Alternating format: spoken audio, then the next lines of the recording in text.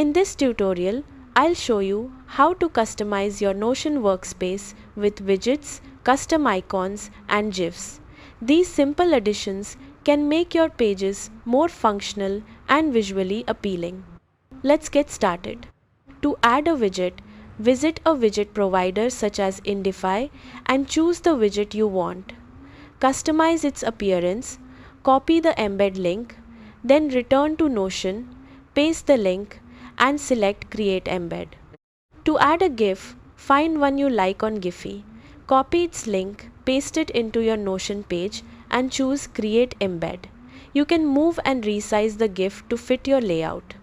To customize a page icon, click the page icon at the top of the page and choose Add Icon or Upload an Image. You can use an emoji, upload your own PNG, JPG, or SVG file, or choose an icon that matches your workspace.